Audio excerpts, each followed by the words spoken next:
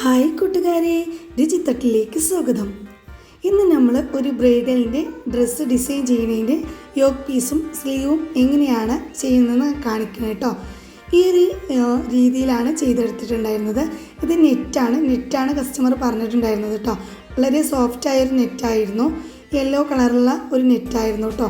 ആ യെല്ലോ കളറുള്ള നെറ്റിലാണ് നമ്മൾ വൈറ്റ് ബീഡ്സും കട്ട് ബീഡ്സും വെച്ചിട്ട് ഡിസൈൻ ചെയ്യുന്നത്. ആദ്യം തന്നെ ബായി അതിനായിട്ട് ഉള്ള പാറ്റേൺ വരയ്ക്കാൻ വേണ്ടിയിട്ട് സ്ട്രെയിറ്റ് ആയിട്ടൊരു വര വരച്ചിട്ടുണ്ട്. അതിന് നേർക്കായിട്ട് വീണ്ടും ഒരു വര വരച്ചിട്ടുണ്ട്.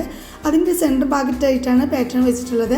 ഇതിൻ്റെ മുന്നേ പാറ്റേൺ എങ്ങനെയാണ് വെക്കുകയെന്നും പാറ്റേണിൻ്റെ അളവും കാര്യങ്ങളൊക്കെ കൃത്യമായിട്ട് പറഞ്ഞിട്ടുണ്ടായിരുന്നു കേട്ടോ. ആ ഒരു വീഡിയോ നിങ്ങൾക്ക് കണ്ടാൽ തന്നെ മനസ്സിലാവും എങ്ങനെയാണ് ഇത് കൃത്യമായിട്ട് വെച്ചിട്ടുള്ളത് കേട്ടോ. അതിൽ കൃത്യമായിട്ട് തന്നെ പറഞ്ഞിട്ടുണ്ടായിരുന്നു. നേരെ അളവെടുത്തിട്ട് അതിൻ്റെ ഒരു കാൽഭാഗം കൂട്ടിയെടുത്തിട്ടുണ്ടായിരുന്നു. അടിഭാഗം എപ്പോഴും നെറ്റൊക്കെ ആകുമ്പോൾ 1 ഇഞ്ച് അളവിൽ കൂടുതൽ എടുക്കണം കേട്ടോ. ഇതുപോലെ പാറ്റേൺ വെച്ചിട്ട് എല്ലാ ഭാഗവും അടയാളപ്പെടുത്തിയിട്ടുണ്ട്. ഇനി അടയാളപ്പെടുത്തിയ ഭാഗങ്ങളൊക്കെ ഒരു സ്കെയിൽ വെച്ചിട്ട് ഒന്ന് യോജിപ്പിച്ച് കൊടുക്കുന്നുണ്ട് കേട്ടോ. വളരെ എളുപ്പത്തിൽ തന്നെ ബായി നല്ല കൃത്യമായിട്ട് ചെയ്യുന്ന ഒരു ബായിയാണ് കേട്ടോ. ഡിസൈനൊക്കെ ബായി കണ്ടാൽ തന്നെ ബായിക്ക് നന്നായിട്ട് മനസ്സിലാവും. ബായി കൃത്യമായിട്ട് തന്നെ ചെയ്യുന്നുണ്ട് കേട്ടോ. എന്തായാലും മാഷാ അല്ലാഹ് അടിപൊളിയായിട്ട് തന്നെ നമ്മൾ കംപ്ലീറ്റ് ചെയ്തിട്ട് ഉണ്ട്. ഇതുപോലെ ഞാൻ പറഞ്ഞ പോലെ 1 ഇഞ്ച് അളവിൽ കൂടുതൽ എടുത്തിട്ടുണ്ട്. ഡിസൈൻ ചെയ്തിട്ട് മുത്തൊക്കെ കൊടുത്തിട്ട് കഴിഞ്ഞാൽ സെയിം അളവായിരിക്കും കേട്ടോ. എപ്പോഴും സെയിം അളവിൽ ഡിസൈൻ ചെയ്യരുത്. ഇപ്പോൾ കണ്ടോ, ആദ്യം ഒരു ക്രോസ് ആയിട്ടൊരു ലൈൻ വരച്ചിട്ട് അതിൽ നിന്നാണ് ഡിസൈൻ സ്റ്റാർട്ട് ചെയ്യുന്നത്.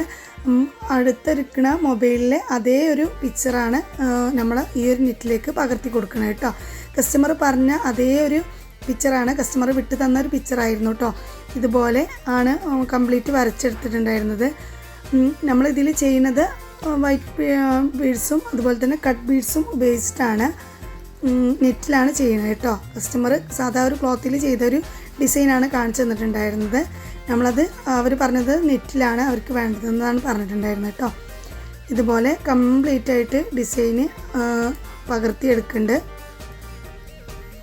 വളരെ സിമ്പിളായിട്ട് ഉള്ളൊരു ഡിസൈനാണ്. കാണുമ്പോൾ കുറച്ച് ബുദ്ധിമുട്ടാണെങ്കിലും പക്ഷേ വരച്ച് കഴിഞ്ഞതിന് ശേഷം നിങ്ങൾക്ക് നോക്കുകയാണെങ്കിൽ വളരെ സിമ്പിളായിട്ടുള്ളൊരു ഡിസൈനാണ് കേട്ടോ.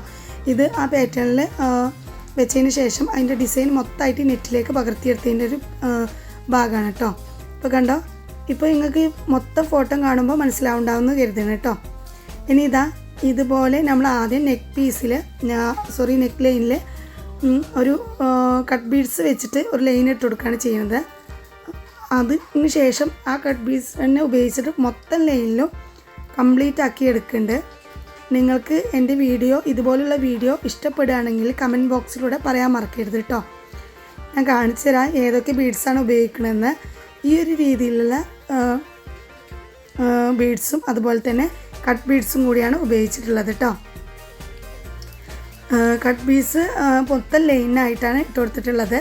പിന്നെ അതുപോലെ തന്നെ നമ്മളെ പേൾ ഉപയോഗിക്കുന്നത് അതിൻ്റെ ഇടയ്ക്കിടയ്ക്കായിട്ടാണ് കേട്ടോ ഉപയോഗിച്ചിട്ടുണ്ടായിരുന്നത്.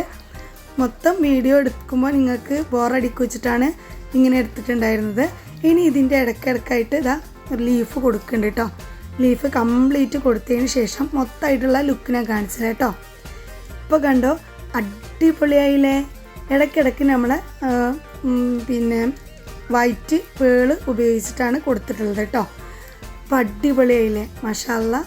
എല്ലാവർക്കും ഇഷ്ടപ്പെടുകയാണെങ്കിൽ ഒന്ന് കമൻറ്റ് ബോക്സിലൂടെ പറയണം. ഇനി ഇതിൻ്റെ സ്ലീവ് നോക്കാം. നമുക്ക് ഹാഫ് സ്ലീവ് ആയിരുന്നു. ഇത് കണ്ടോ, അടിപൊളി തന്നെ ആയിട്ടുണ്ട് കേട്ടോ.